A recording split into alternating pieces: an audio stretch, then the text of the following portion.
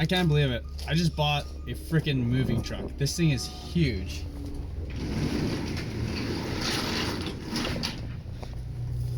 I bought this van with the vision of turning it into a tiny home. I want to live in this thing.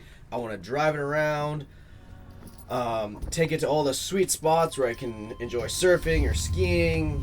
But as well as making this more like of a utility vehicle. I also want to use this as a bit of a service truck because I want to park it at certain job sites so I can work and live in the thing at the same time, and then when all the work's done, I can just pack up and leave. I bought this thing with a couple of issues. It was dripping a bit, and I knew there was a problem with the power steering because when I steered it would whine, and I guess it's tied with the brakes, so when you would brake it would also whine as well, and steering was kind of difficult. So now I'm just brought it home, been working away in the driveway here, and had it running for a bit, let it warmed up, and it's definitely dripping a lot more. Woo, gross. That is rusty. That's not good.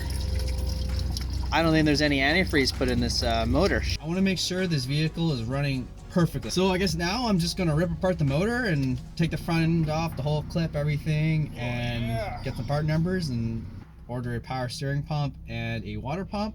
So looking at the pump there, still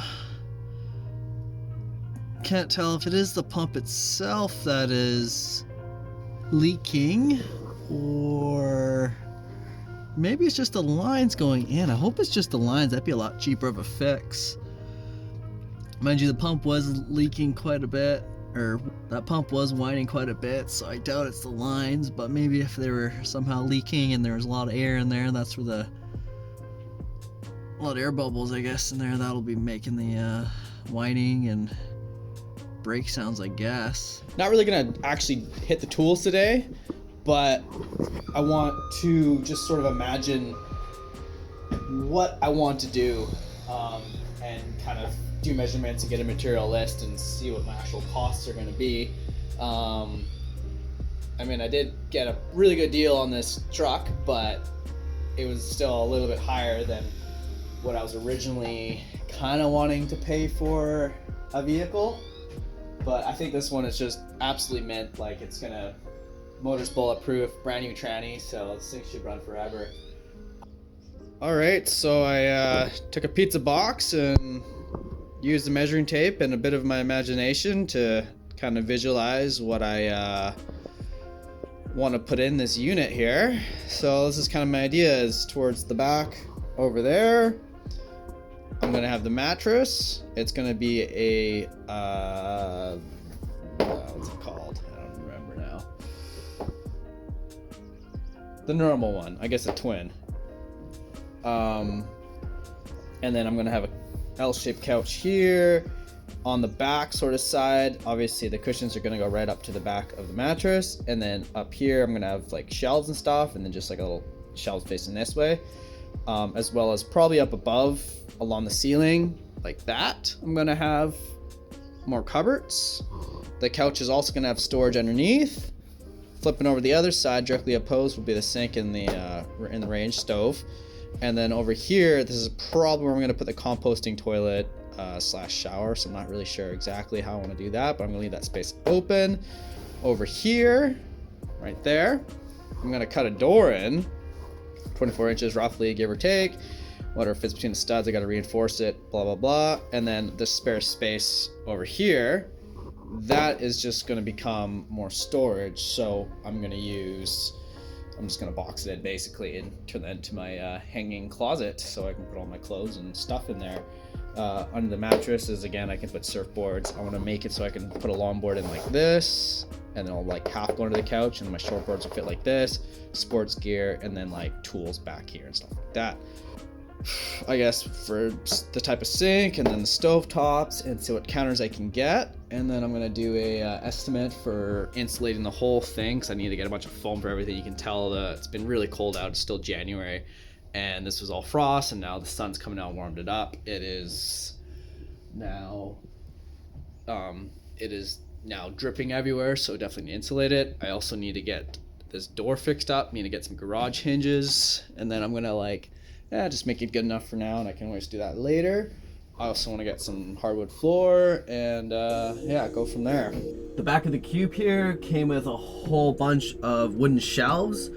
Really good 3/4 inch plywood. So I'm just gonna remove all this, take it all out piece by piece. I'm gonna try to salvage every single piece and reuse what I can.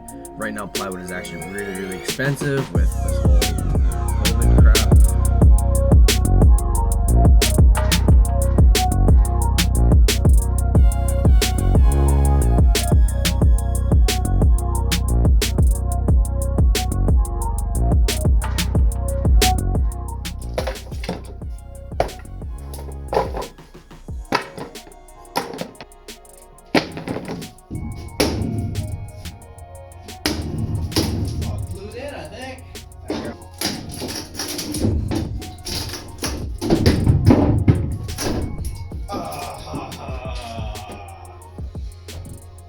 That's why I use a real hammer and crowbar, kids. It's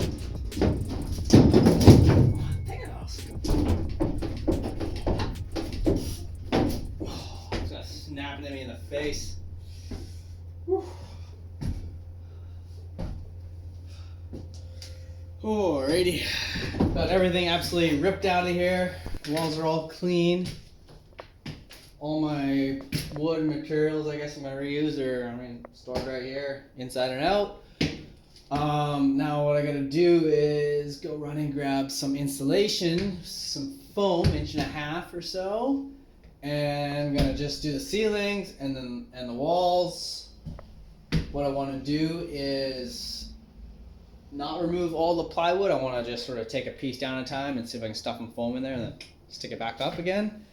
Just because it's like a puzzle and I don't want to mismatch these squares when they go back in. I mean, it's not that hard, but they're probably all doing their thing.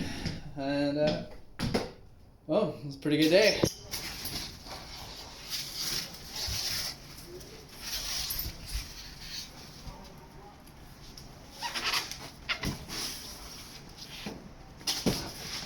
It's thick R10 insulation, so I hope that's going to be warm enough.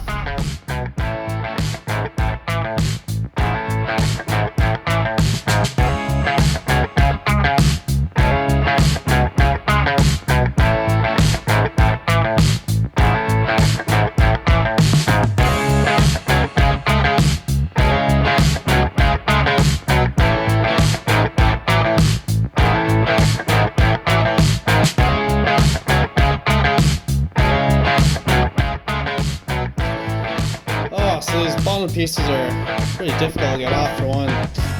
This one's overlapped to this piece. It's hard to get to the screws. And then a lot of these are also stripped, so this piece is hard to get off. Plus there's like a really thick layer of bed liner or group or whatever, which is basically just gluing the whole bottom into place here.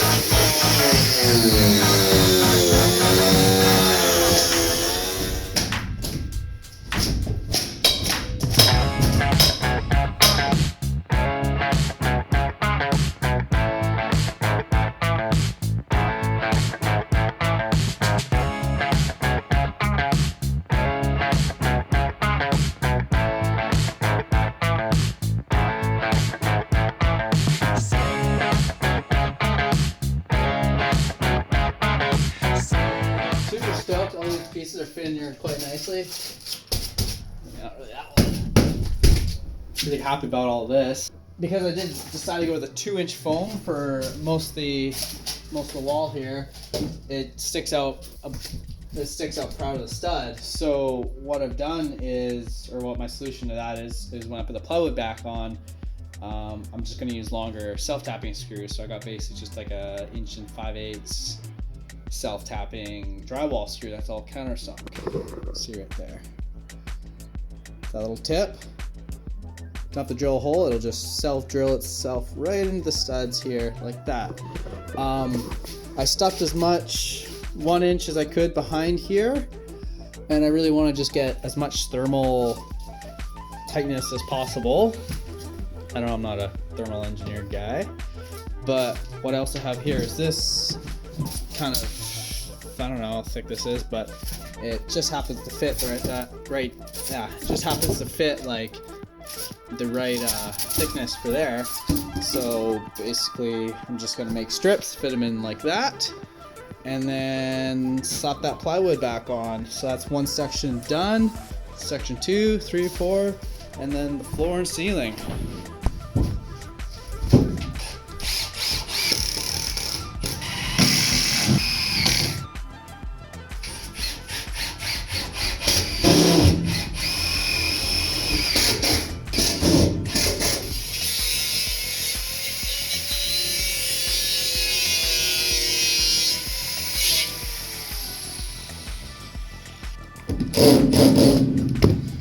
Find all these screws that are in here are so rusted. The heads are all stripped out, so I'm just cutting off the